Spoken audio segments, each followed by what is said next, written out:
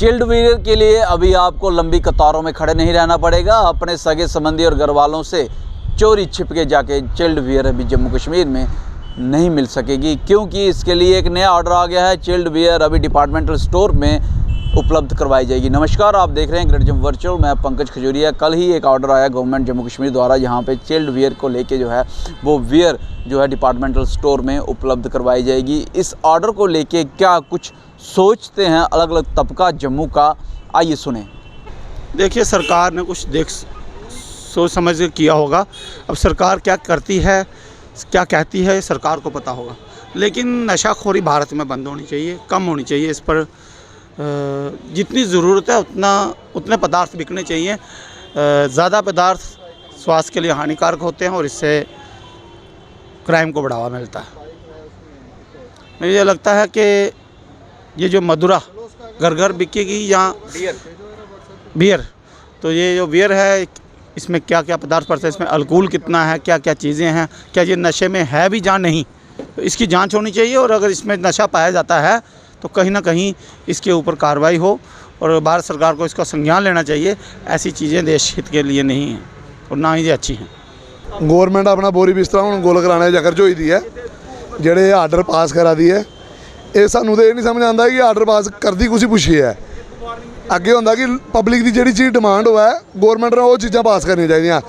इतने मिट्टी का तेल लोगों बंद किए 5 साल हो गया, जी लोगों की जरूरत है तो बीयर बार तो शराबा तो घर घर बजा दो, जिदे कन्नै जिंदगी बचनी है वो नहीं दे सकते। जिन्हें जिंदगी खराब करनी है वो डिपार्टमेंटल स्टोरें पर। जोड़ा अज निक्का बच्चा और जूस लैन जाता वो क्या दिखा जुला है, वो दिखा जी इतने बीयर भी लभा दी है, वो आता चलो जी मैं भी एक बार ट्राई करना। ऐसा स्टार्टअप क्यों लै दी है गौरमेंट? वो स्टार्टअप के ख़त्म करना चाहेगा। जे गौरमेंट बड़ी जल्दी इधे पर इस आर्डर की कैंसिल नहीं करती है तो युवा राजपूत सभा तो ही रोड पर लगभग और एक्साइज कमिश्नर की भी आखना चाहते हैं कि ऐसा आर्डर पास करने की कोशिश भी मत करो। जे करी ओड़े तो उसकी तैयारी कर लो, उसी चेंज करो, नहीं तो 1-2 दिन के अंदर युवा राजपूत सभा तो सड़कें पर लगभग इस मुद्दे करिए। असें अपना डोगरा समाज खराब नहीं होने देना। मंदिर का शहर जिथे फुल होने चाहिए, लोगों दुकानें पर फुल लभने चाहिए, प्रसाद लभना चाहिए, उत्ते बीरां लभा दियां। बड़े अफसोस की गल है। एक गौरमेंट की सोचना पौना है, जिन्हें इंदी ट्रांसफर तो उसने ना करा दे, लोगों तुंदी ट्रांसफर करी उड़नियां ने। ये ध्यान रखो, आर्डर जोड़ा सोची समझिए पास करो। सरकार के डिसीजन की मैं कड़ी निंदा करती हूँ। आज जम्मू कश्मीर जिसको हम मंदिरों का शहर कहते थे, आज वो ये नशे का या शराब का या प्रोटेस्ट का शहर बन के रह चुका है। इस शहर को आने वाले दिनों में अगर यही हालात रहे तो इसको मधुशाला का नाम दिया जाएगा एक जम्मू कश्मीर को, जो कि सरकार करने जा रही है। तो इस फैसले का हम पुरजोर विरोध करते हैं। हम अपनी आने वाली नस्लें ख़राब नहीं करेंगे। हम इसके लिए अगर जंग और उग्र तरीके से लड़नी पड़ेगी तो हम लड़ेंगे, क्योंकि सरकार जो ये गंदी राजनीति, ये गंदी चाल चल रही है जम्मू कश्मीर के युवा को ख़त्म करने के लिए। आज सरकार के पास जहां नौकरियां निकालनी चाहिए थी वो नौकरियां निकालने में तो विफल है।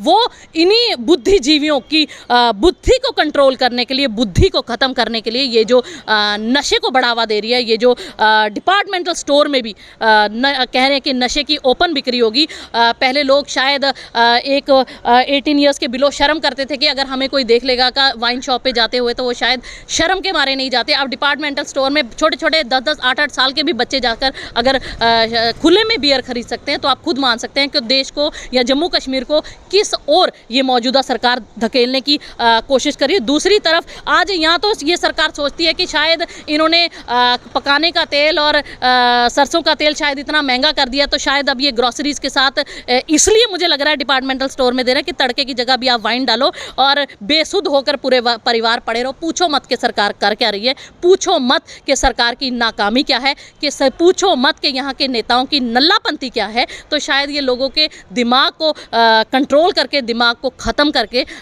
ये जो शासन करने की जो गंदी राजनीति मौजूदा सरकार कर रही है, तो इसका हम पुरजोर विरोध करते हैं।